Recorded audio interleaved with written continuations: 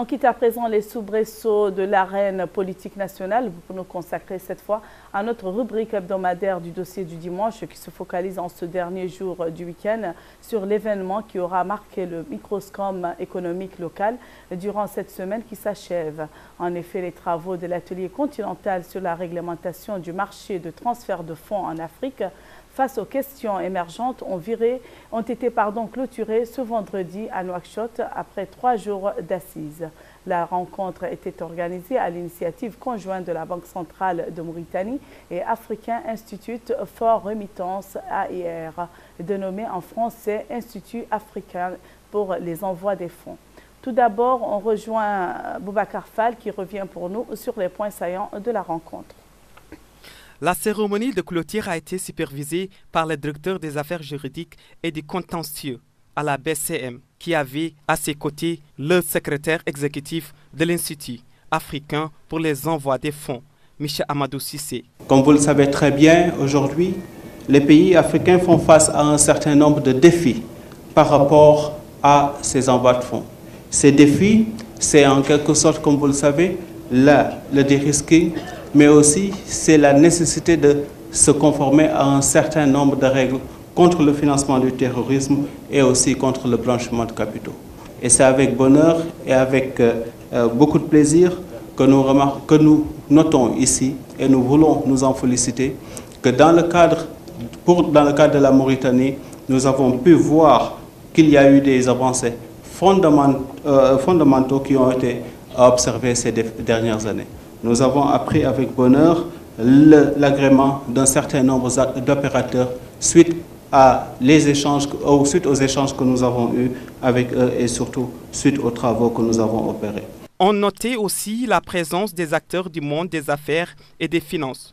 Pour rappel, plusieurs pays africains avaient pris part à la rencontre de 3 jours et qui avait donné lieu à l'examen des questions liées notamment à la dérégulation du monopole bancaire à travers les innovations technologiques, la crypto-monnaie, les problèmes de blanchiment des capitaux et financement du terrorisme et de coopération entre les autorités de contrôle.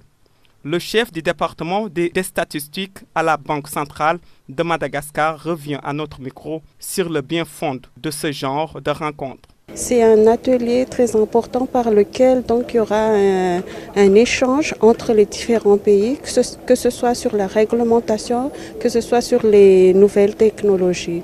Et donc on attend beaucoup de cet atelier pour pouvoir avancer aussi bien sur la réglementation, aussi bien sur la loi anti-blanchiment et le financement du terrorisme que sur les statistiques en même temps. Il est à souligner que plusieurs sujets étaient inscrits sur le programme de la rencontre dont figure notamment l'apport de la technologie dans la transparence, la rapidité et la sécurisation des transactions, la maîtrise des risques, accompagnement et encadrement de l'innovation technologique en matière de transfert de fonds, les objectifs de la communauté internationale relatifs au transfert des fonds dans le cadre des ODD et le pacte mondial pour la migration.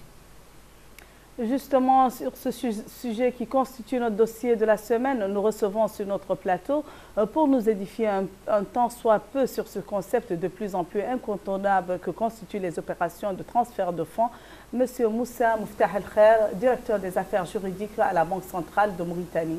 Merci, monsieur le directeur, d'avoir répondu à notre invitation. En gros, situez-nous grosso modo sur les avantages, mais aussi les inconvénients des mouvements de fonds entre individus devenus exponentiels de nos jours. Merci madame, merci Mourabitoun pour cette invitation. En fait, les inconvénients, il n'y en a pas. Il n'y a que les avantages pour les emplois et le transfert de fonds. Disons que le service de transfert de fonds est un service fondamental, plus important, je dirais même que le droit au compte lui-même. Parce que cela permettrait, surtout dans un pays où la solidarité est préconisée, cela permettrait aux gens de s'aider, ça permettrait aux gens qui ont la possibilité d'envoyer aux autres qui ont le besoin, que ce soit dans le cadre social, mais aussi ça permettrait aussi aux petits commerçants de faire leurs affaires tranquillement. Donc ça, c'est d'un côté. De l'autre côté, le transfert de fonds, c'est pour les pays africains, ce n'est pas seulement la Mauritanie, c'est la deuxième ressource de financement de pays. Donc juste après les investissements directs étrangers. Donc le transfert de fonds, il n'y a que des avantages.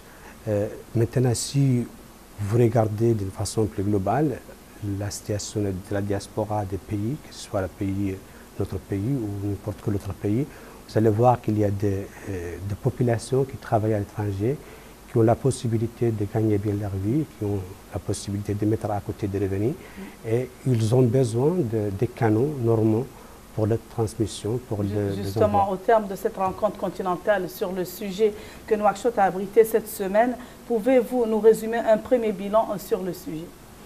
Oui, en fait, je voudrais tout simplement préciser que c'est une rencontre continentale qui permettrait aux experts des différentes banques centrales d'échanger et de consolider les bonnes pratiques. Pourquoi choisir la Banque centrale pour accueillir cette rencontre? C'est tout simplement parce que c'est notre stratégie qu'on a mis en place depuis quelques années pour la promotion de l'inclusion financière, la promotion de bonnes pratiques en matière de lutte contre le blanchiment des capitaux et le financement du terrorisme. Notre stratégie en termes également de digitalisation des services financiers qui permettrait à moyen terme, mais aussi à long terme, la réduction des coûts des services financiers, qui ont en fait justifié ce choix. Donc les experts échangent à cette occasion pour répondre à des questions principales. La première est de savoir comment peut-on orienter les envois de fonds vers le projet productif. La deuxième est de savoir comment peut-on faire des envois de fonds en levée de développement pour les pays. Et c'est à travers en fait, des discussions sur les axes comme l'inclusion financière, comme la réglementation de fonds, comme l'harmonisation des réglementations, comme la digitalisation des services. Donc nous avons accueilli cette rencontre et nous a permis d'échanger avec les différents experts de différentes banques centrales. Justement, malgré les mesures restrictives que la BCM vient de prendre pour formaliser et assainir le marché de change, on constate toujours aux abords des routes et dans les sourds les cambistes ambulants. Ne pensez-vous pas revoir ressurgir le phénomène de l'informel? Non, en fait, si vous me demandez si les résultats escomptés ont été réalisés, les objectifs ont été réalisés à 100%, je vous dis que oui, parce que tout simplement, ce qui est important, c'est déjà la sensibilisation, déjà la mise en place de circuits normaux qui permettent aux gens qui ont le besoin de faire leur transfert dans les circuits normaux. Et c'est déjà également l'autorisation de quelques acteurs les plus importants et les plus connus de la place. Et c'est également aussi la mise en place des mécanismes et des systèmes de formation qui permettraient en fait aux citoyens de faire le transfert dans le formel. Maintenant, il y a toujours des situations, que ce soit dans le transfert de fonds ou autre, mais en termes de réalisation, nous avons superviser l'ensemble des sociétés qui faisaient le transfert. Nous avons procédé à la fermeture d'énormément de sociétés qui faisaient le transfert sans autorisation. Nous avons formé et nous avons rentré en contact en termes d'éducation financière pour les sociétés qui ont été autorisées. Et nos missions sont actuellement à l'intérieur du pays afin c'est pas seulement le côté fermeture de non autorisé, mais aussi former les gens, aider les gens, faire comprendre aux citoyens qu'il y a des prestataires qui sont autorisés, qu'il faut s'adresser à ces prestataires. Et si vous regardez le site de la Banque centrale, vous allez voir la liste des prestataires de services de transfert qui sont déjà autorisés et qui peuvent vraiment accomplir ces besoins sans faire recours au circuit informel. Merci beaucoup, monsieur, pour votre disponibilité. Nous recevions M.